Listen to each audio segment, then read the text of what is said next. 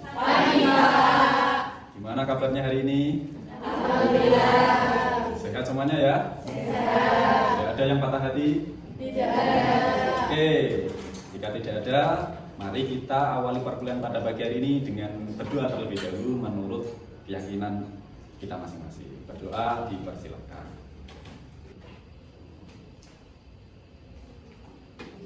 Selesai. Akan melanjutkan perkuliahan kita dari perkuliahan sebelumnya.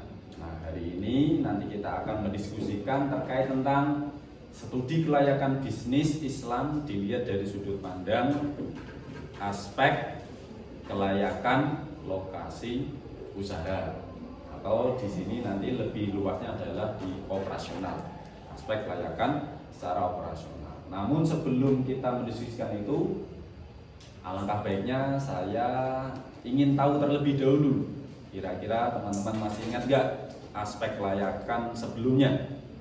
Kemarin kita telah membahas terkait dengan aspek keuangan. Ada yang masih ingat tentang aspek keuangan itu? Oke. Kalau untuk menilai kelayakan sebuah usaha dilihat dari sudut pandang aspek keuangan, kita membutuhkan rasio-rasio keuangan. Benar apa enggak? Ada yang masih ingat? Rasio keuangan itu kemarin ada berapa? 4. Apa saja? Rasio likuiditas. 2. Rasio kapasitas. 3. Rasio akuiditas. 4. Probabilitas. Oke teman-teman, saya ingin mencoba ingatan teman-teman semuanya terkait tentang rasio likuiditas. Coba Mbak Sania. Jadi rasio likuiditas itu seberapa cepat perusahaan untuk membayar utang jangka pendek. Bentar Mbak Sania, jawabannya tepat. Selanjutnya, rasio solvabilitas. Coba Mbak Eni. Jadi rasio solvabilitas itu menunjukkan seberapa banyak hutang perusahaan untuk dibandingkan dengan modal itu sendiri, biaya modal itu sendiri. Punya ingatan yang kuat, bagus. Selanjutnya, rasio profitabilitas. Silakan Mbak Amanda. Jadi rasio profitabilitas yaitu menilai kemampuan perusahaan untuk menghasilkan tapi yang dihasilkan nantinya. Jawaban Mbak Amanda tepat sekali. Berarti saya simpulkan kelas ini semuanya ingat materi perkuliahan yang kemarin. Oke, berarti kita bisa lanjut ya perkuliahan untuk hari ini. Bisa. Kita akan melanjutkan perkuliahan untuk tema minggu ini. Minggu ini kita akan membahas terkait tentang aspek teknis atau operasi. Di dalam aspek ini banyak sekali yang akan kita kaji ya, terkait teknis. Bagaimana perusahaan mengelola usahanya, operasionalnya dan lain sebagainya. Namun sebelumnya saya ingin menjelaskan terlebih dahulu tujuan pembelajaran hari ini. Nah, setelah mengikuti perkuliahan pada pagi hari ini, teman-teman diharapkan mampu membuat studi kelayakan lokasi usaha menggunakan metode penilaian usaha. Nah, jadi teman-teman harapannya setelah mengikuti perkuliahan hari ini, teman-teman bisa membuat menentukan lokasi usaha menggunakan metode penilaian usaha. Sebelum kita melanjutkan bagaimana metode penilaian lokasi usaha itu, saya ingin tanya kepada teman-teman semuanya, bagaimana cara menilai sebuah lokasi usaha itu bagus untuk digunakan berbisnis, digunakan untuk tempat usaha. Coba saya ingin dengar pendapat teman-teman, gimana caranya menilai sebuah lokasi usaha, apakah lokasi tersebut layak digunakan untuk menjadi tempat usaha. Silahkan siapa yang mau untuk menyumbangkan pemikirannya. Ya, Pak. Oh ya, silakan Mbak Maifa. Pemilihan lokasi yang strategis buat bisnis tersebut. Oke Mbak Meva, bagus sekali idenya. Kita pilih lokasi yang paling strategis. Ya, mungkin yang dimaksud Mbak Meva strategis itu tempatnya rame gitu ya. Gitu ya Mbak Meva ya? Iya, Pak. Oke. Selanjutnya, siapa lagi yang punya ide bagaimana memilih lokasi usaha yang bagus untuk dijadikan tempat usaha? Saya Pak, Ya, silahkan Mbak Erni. mungkin kita bisa mempertimbangkan kondisi lingkungan di tempat tersebut seperti kebersihannya, kenyamanan, serta fasilitas yang ada di tempat tersebut. Terima kasih Mbak Erni, ide yang menarik. Kita mempertimbangkan bagaimana kondisi lingkungan yang ada, entah kebersihannya, apalagi tadi Mbak, kenyamanannya, dan fasilitas-fasilitas yang tersedia. Mungkin jalannya ya, jalannya bagus, semuanya bagus. Oke, terima kasih. Selanjutnya, ada lagi enggak? Saya, Pak. Silahkan. Menurut saya, selain yang disebutkan oleh Mbak Meva dan Mbak Erni tadi, saya mempunyai ide kita harus menentukan lokasi tersebut ke depannya itu rawan bencana atau tidak. Jadi selain kita mendapatkan strategis, nah pada saat yang strategis itu kita mendapatkan, terus ke depannya ada potensi rawan bencana. Jadi kita harus mempertimbangkan ketiganya tersebut.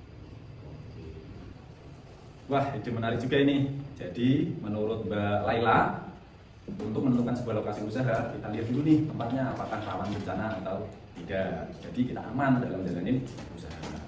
Nah, setelah melihat jawaban teman-teman tadi, jawaban yang menarik untuk kita diskusikan. Namun teman-teman, sebelum menentukan lokasi usaha yang tepat, teman-teman perlu mengetahui bagaimana cara menentukan lokasi yang tepat itu.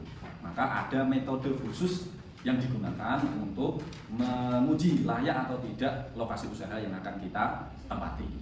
Apa saja metodenya? Metodenya ada 3. Yang pertama, teman-teman bisa lihat, ini ada metode penilaian hasil value.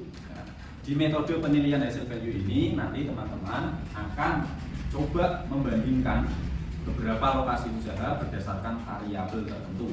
Variabelnya apa? Variabelnya adalah kebutuhan dari lokasi tersebut. Teman-teman bisa lihat di depan ada kebutuhan misalnya pasar. Ya, kemudian yang kedua bahan baku, yang ketiga transportasi, yang keempat tenaga kerja dan lain-lainnya.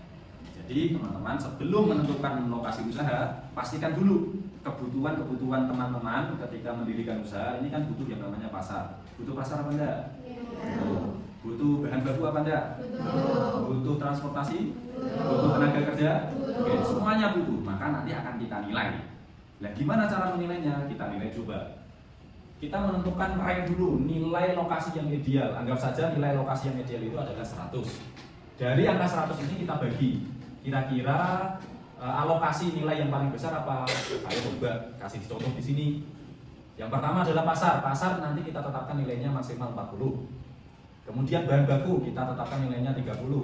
Transportasi kita tetapkan nilainya 15, tenaga kerja 10 dan lain-lainnya nilainya 5. Jadi total 100.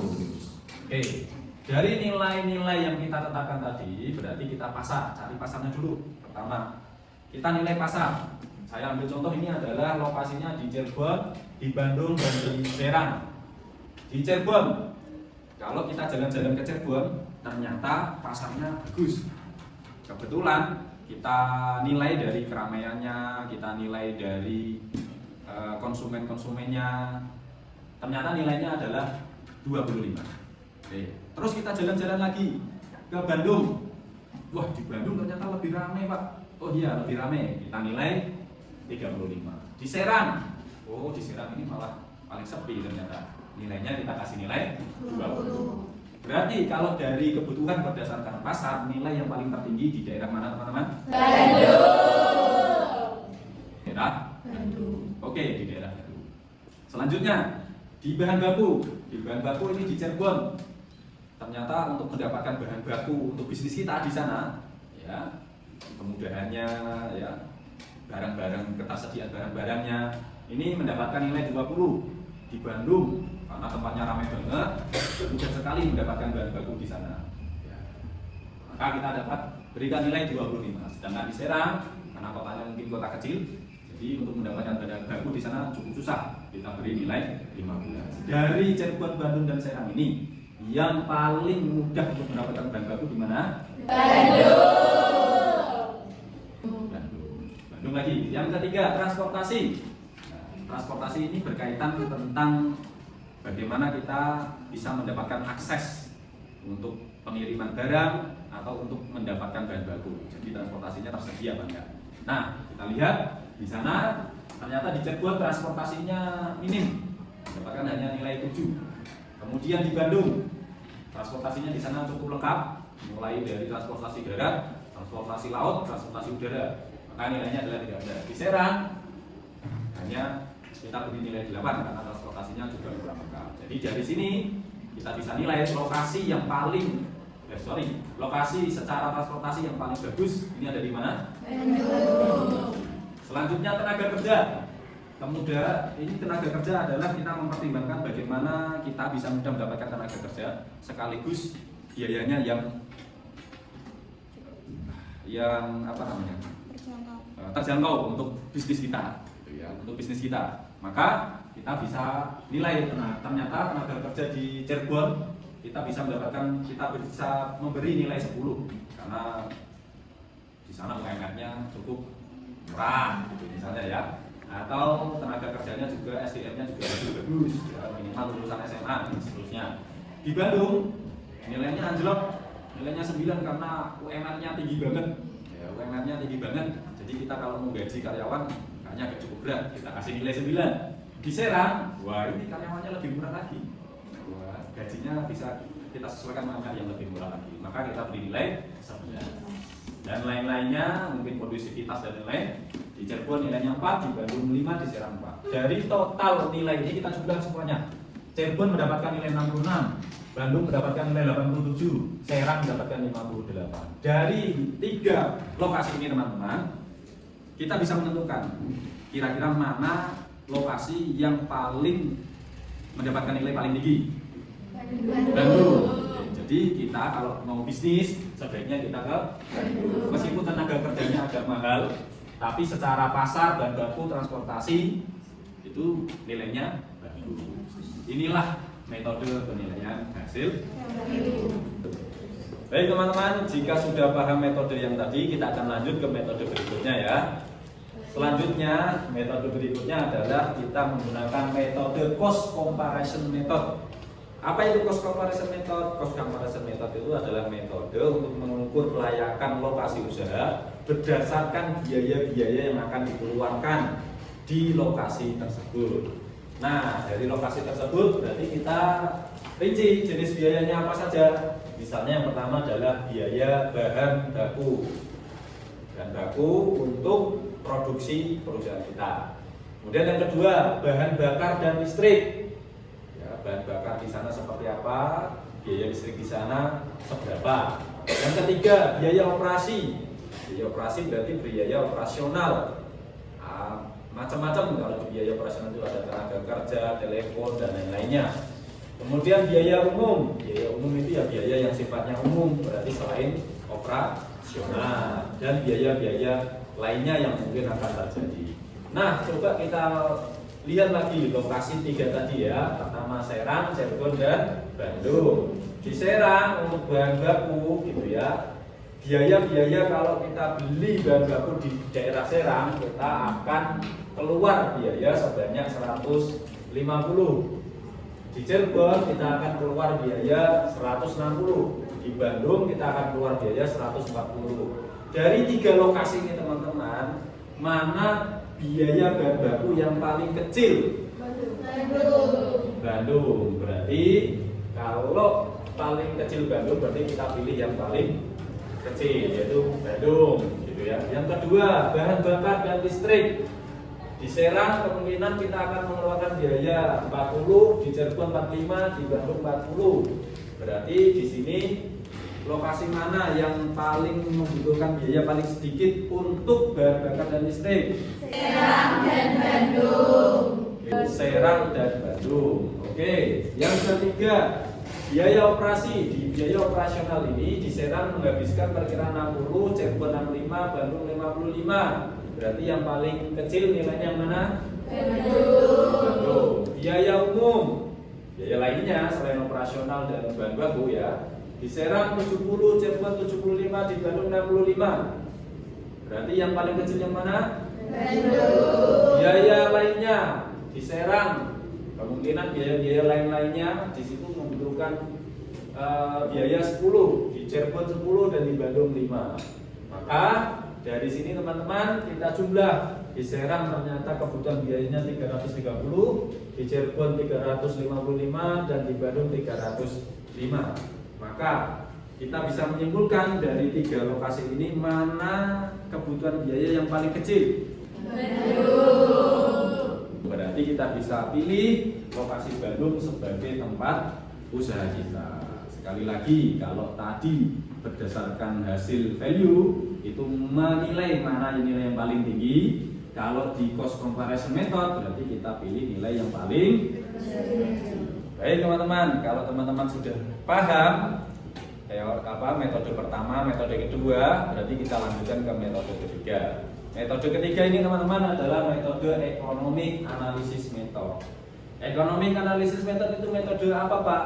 Ini adalah metode untuk menentukan lokasi usaha berdasarkan kondisi ekonomi yang ada di tempat usaha tersebut. Maka di sini nanti akan ada perbandingan mulai dari biaya yang dikeluarkan juga kondisi lingkungan setempat. Kalau jenis biaya yang pertama tadi kan kita sudah ya berdasarkan cost method tadi biaya. Selanjutnya kita komparasikan dengan biaya lainnya, kondisi, saya ulangi, kondisi lingkungan sekitar. Kondisi lingkungan sekitarnya apa? Ini misalnya adalah perumahan. Kemudian yang kedua adalah sikap masyarakat setempat. Jadi di economic analysis method ini ada tambahan kondisi lingkungan. Pertama adalah perumahan, yang kedua adalah sikap masyarakat. Bagaimana kondisinya di sana? Ya, kondisi perumahan di sana ternyata di Serang baik, di Cirebon cukup baik, di Bandung baik. Berarti dari 3 lokasi ini kita bisa menentukan bahwa Serang dan Bandung ini adalah memiliki kondisi perumahan yang baik. Kemudian yang terakhir adalah sikap masyarakat.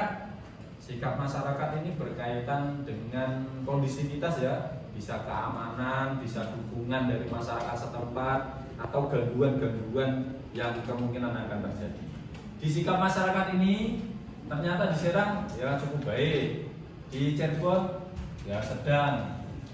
Baik tapi sedang. Kemudian di Bandung ini ternyata lebih baik dibanding Serang dan Cirebon. Maka kita akan bisa menarik kesimpulan bahwa berdasarkan jenis-jenis biaya yang dikeluarkan di Serang ini adalah total biaya operasi ini 1.630.000, di Cirebon 1.790.000, di Bandung 1.605.000, didukung dengan kondisi perumahan dan sikap masyarakat. Maka kita bisa memutuskan mana lokasi yang paling tepat untuk kita jadikan usaha di Bandung. Kenapa? Karena satu, biayanya operasionalnya kecil, kondisi perumahan dan sikap masyarakatnya juga baik dan sampai di sini bisa dipahami teman-teman? Bisa. Teman-teman, jika teman-teman sudah paham 3 metode tadi, selanjutnya kita akan mempraktikkan membuat lokasi usaha yang tepat untuk kita jadikan tempat usaha. Nah, nanti teman-teman bisa memilih lokasi usaha. Mungkin teman-teman bisa milih 3 lokasi usaha saja supaya tidak terlalu banyak. Mana lokasi yang kira-kira jika dihitung menggunakan 3 metode ini adalah memiliki nilai yang paling bagus dan paling baik. Nah, mungkin kita akan membagi dulu kelas ini menjadi 5 kelompok. Ya, ada kelompok pertama nanti akan mendiskusikan memilih lokasi usaha yang tepat untuk bisnis kuliner. Kelompok kedua nanti akan memilih lokasi usaha yang digunakan untuk bisnis properti. Dan yang kelompok ketiga nanti teman-teman akan mendiskusikan memilih lokasi usaha yang tepat untuk bisnis otomotif. Ya, yang keempat nanti teman-teman mendiskusikan lokasi usaha yang tepat untuk bisnis gadget. Dan yang terakhir nanti teman-teman memilih lokasi usaha yang tepat untuk bisnis pet shop. Ya, sesuai diskusi kita kemarin biar ada keberlanjutan. Teman-teman sudah siap? Siap. Oke, selanjutnya kita akan berhitung berbagi kelompok. Dari Mbak Kiki. 1, 2, 3, 4, 5. 1, 2, 3, 4, 5. 1, 2, 3, 4, 5. 1, 2, 3, 4, 5. 1, 2, 3, 4, 1, 2, 3. 5. 1, 2, 3. Berarti nanti teman-teman untuk kelompok 1 yang tadi bilang nomor 1 berkumpul menjadi satu kelompok, yaitu kelompok 1. Yang tadi bilang angka 2 berarti berkumpul menjadi kelompok 2 dan seterusnya. Bisa diulangi teman-teman? Bisa. Teman-teman bisa keluar ke kelas atau boleh di dalam kelas, silakan pilih lokasi yang paling enak untuk diskusi. Hari kami persilakan.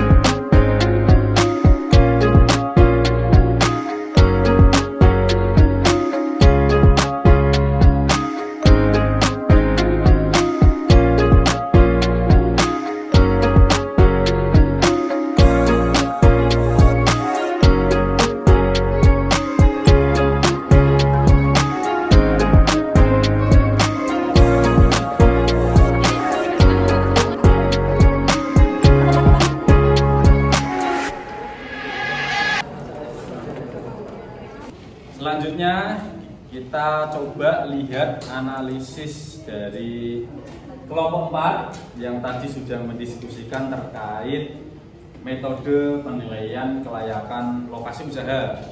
Nah, dari hasil membuat rencana analisis lokasi usaha dari kelompok 4, nanti kita akan dengerin sama-sama seperti apa. Ini bisnisnya apa, Mbak?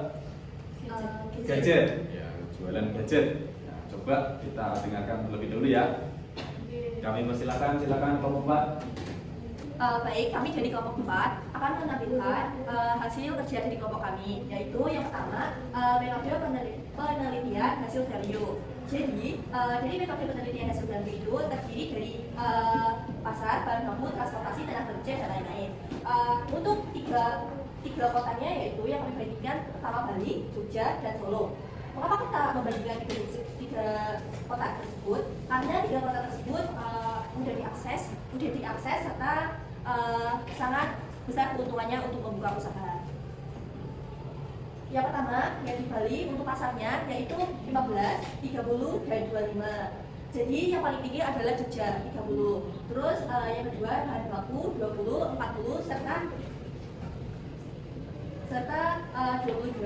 Jadi untuk bahan bakunya paling tinggi dan mudah didapat yaitu di Jogja 40. Terus untuk transportasinya sendiri di Bali 35, 50 serta 41. Jadi di Jogja itu tinggi karena transportasinya umum banyak serta mudah diakses. Yang ketiga yaitu tenaga kerja 45, 48 serta 40. Di Jogja itu tinggi karena UMR-nya itu rendah. Jadi peluang untuk membuka usahanya juga tinggi. Terus yang lainnya itu seperti gedungnya serta akses untuk keluarnya itu mudah. Untuk Balinya itu 8, 10, 11, 10 dan 11. Baik teman-teman, kalau kita menilai dari kelompok 4 tadi yang mengungkap kelayakan lokasi usaha berdasarkan metode analisis value, teman-teman kira-kira ada yang perlu ditambahkan apa enggak? Sudah benar apa belum? Sudah. Oke, jika sudah, menurut teman-teman sudah benar, saya ingin nambahin. Jadi teman-teman kalau menentukan metode penelitian hasil value ini, pastikan teman-teman membuat persentasenya dulu, persentasenya nilai. Ya, jadi teman-teman nanti pastikan total nilainya itu adalah 100, misalnya begitu. Lah nilai 100 itu yang paling besar, alokasi nilai paling besar yang mana? Misalnya pasar, bahan baku, transportasi, tenaga kerja, dan lainnya ini paling besar mana? Menurut teman-teman, untuk menentukan lokasi usaha yang paling besar, kita beri nilai itu yang mana? Pasar, bahan baku, transportasi, tenaga kerja. Pasar. Nah, berarti pasar nanti kita tetapkan. Pasar misalnya nilainya 40, bahan baku nanti nilainya berapa? 10, misalnya gitu ya. transportasi 15, tenaga kerja paling tinggi 20 misalnya gitu. Jadi totalnya 100 dulu. Kita tentukan dulu nilainya. Bisa dipahami ya teman-teman ya? Kita tentukan dulu nilai besarannya berapa, baru kita tentuin lokasinya. Misalnya dari ini berapa. Nanti kita lihat total nilai yang mendekati angka 100, berarti itu nilai yang paling baru. Ini sekaligus teman-teman bisa memprioritaskan mana lokasi yang bisa kita pilih ini berdasarkan pasarnya dan barunya, reputasinya dan bisa dipahami ya? Bisa. Oke, jadi kita beri aplaus untuk kelompok. Nah.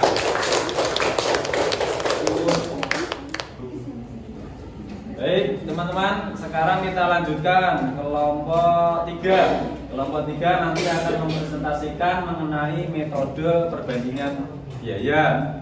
Nah, gimana cara ngitungnya? Kita simak hasil diskusi kelompok 3. Silakan. Assalamualaikum warahmatullahi wabarakatuh. Waalaikumsalam warahmatullahi wabarakatuh. Kami dari kelompok 3 ingin mempresentasikan hasil kerja kelompok kami tentang metode perbandingan biaya bisnis otomotif. Untuk yang pertama yaitu kita menentukan biaya bahan baku sendiri. Kita menentukan 3 lokasi, yaitu Jogja, Semarang, dan Solo. Untuk biaya bahan baku yang pertama yaitu Jogja ada di angka 100, kemudian Semarang di angka 120, dan juga Semarang 90, Solo 90. Jadi dari ketiga biaya bahan baku, ketiga lokasi tersebut paling rendah yaitu Solo. Untuk yang kedua yaitu biaya bahan bakar dan juga listrik. Untuk Jogja yaitu di angka 50, Semarang 60, dan juga Solo 40. Dari ketiga lokasi tersebut paling rendah yaitu Solo. Selanjutnya ada biaya operasi. Di Jogja ada di angka 55, di Semarang ada di angka 70, dan Solo ada di angka 50. Dan terendah dari 3 lokasi tersebut adalah wilayah Solo. Selanjutnya ada biaya umum. Di Jogja ada di angka 65, Semarang ada di angka 70, dan Solo ada di angka 55. Selanjutnya ada biaya lainnya. Di Jogja ada di angka 10, Semarang ada di angka 10, dan Solo ada di angka 5.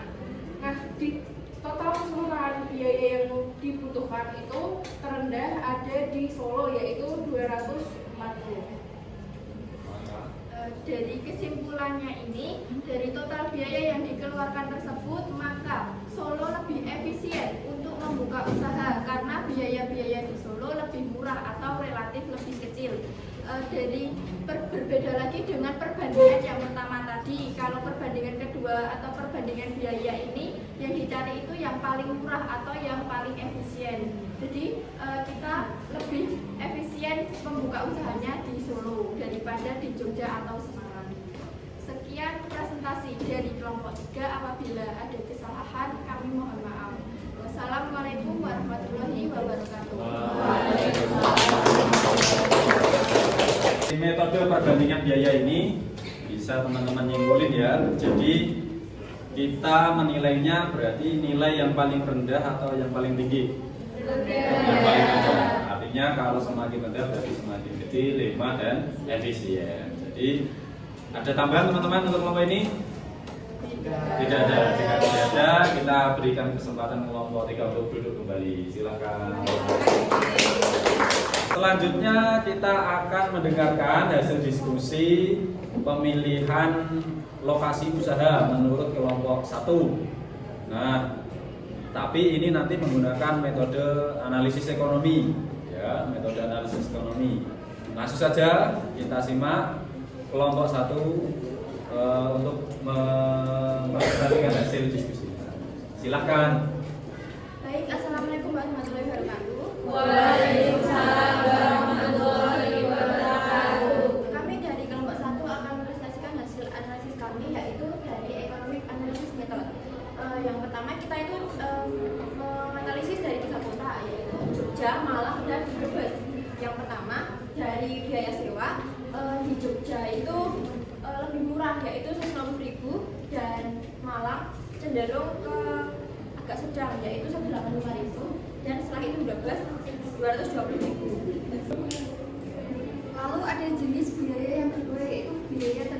Jogja. Di Jogja sendiri biaya tenaga kerjanya ada 750, lalu di Malang itu ada 950 dan di Brebes itu 850. Selanjutnya yaitu yang ketiga ada biaya pengangkutan. Untuk yang di kota Jogja sendiri itu mencapai 200.000, di Malang 250 dan di Brebes 300 yang untuk kota yang paling tertinggi yaitu adalah yang di Brebes 300.000. Selanjutnya yaitu ada biaya bahan baku dan listrik. Ini di tiga kota yaitu harganya sama. Yang di Jogja 175, Malang 175 dan Brebes 175. Dan selanjutnya yaitu ada pajak. Nah, pajak Jogja sama Malang itu sama 50-50 dan Brebes sendiri itu berbeda 60. Untuk total biaya operasinya yaitu Jogja 1.325 dan Malang 1.610 dan Brebes itu 1.605. Jadi paling sedikit itu Jogja yaitu 1.325 dan yang paling tinggi itu Malang 1.610. Jadi total biaya operasi yaitu di Jogja 1.325 dan di Malang itu 1.610 dan di Brebes itu 1.605. Maka biaya total operasi yang paling rendah itu di Jogja 1.325. Selanjutnya yaitu perumahan. Yang Jogja itu baik, Malang itu baik, dan Brebes itu cukup. Selanjutnya itu sikap masyarakat. Yang pertama itu kota Jogja yang baik, Malang cukup, yang Brebes sedang. Dan untuk ketiga Jogja itu yang paling baik yaitu Jogja, dan untuk keduanya cukup. Oke, teman-teman, dari analisis ekonomi menurut kelompok 1 ini berarti lokasi mana yang paling bagus kita pilih? Jogja. Karena apa? Total biaya operasinya sedikit, kondisi lingkungannya juga baik. Oke, kita beri aplaus untuk kelompok 1. Baik, teman-teman. Setelah kita mengikuti perkuliahan hari ini, kita sudah diskusi banyak mengenai bagaimana membuat rencana menentukan lokasi bisnis, lokasi usaha. Jadi kita bisa ambil kesimpulan, ada berapa metode untuk menentukan lokasi usaha? 3. Yang pertama apa? Metode penilaian hasil value. Oke, metode penilaian hasil value. Berarti kita melihat biaya-biaya yang akan muncul dan keadaan kondisi di lokasi tersebut. Yang kedua, metode apa teman-teman? Metode perbandingan biaya. Oke, metode perbandingan biaya. Berarti kita akan membandingkan biaya-biaya yang ada di beberapa lokasi yang akan kita pilih. Kemudian yang ketiga, metode apa teman-teman? Metode analisis ekonomi. Metode analisis ekonomi ini adalah metode yang digunakan untuk menentukan lokasi usaha berdasarkan apa? Berdasarkan faktor-faktor ekonomi yang ada di sana. Yaitu apa faktor ekonomi? Biayanya dan keadaan atau kondisi di lingkungan tersebut. Supaya apa? Misalnya kalau lokasinya biayanya rendah tapi nggak aman, nggak nyaman, maka akan timbul biaya-biaya lain. Benar apa enggak? Iya. Jadi nanti malah semakin. Jadi kota kuncinya kita bisa pahami bahwa ada 3 cara untuk menentukan lokasi usaha. Yang pertama metode penilaian hasil value, kemudian yang kedua cost comparison method, yang ketiga economic analysis. Bisa dipahami teman-teman? Bisa. Jadi jika sudah bisa dipahami, perkuliahan hari ini saya pikir cukup. Sampai bertemu kembali di pertemuan berikutnya. Mohon maaf apabila hari ini ada kekurangan, kesalahan, kekhilafan. Selebihnya jika ada yang kurang paham bisa kita diskusikan di luar kelas. Ya, sampai bertemu kembali di pertemuan berikutnya. Mari kita tutup perkuliahan pagi hari ini dengan doa kafaratul majlis. Doa silakan. Subhanallahumma wa bihamdika asyhadu an la ilaha illa anta astaghfiruka wa atubu ilaik. Baik, terima kasih. Kita tutup. Sampai bertemu di pertemuan berikutnya. Assalamualaikum warahmatullahi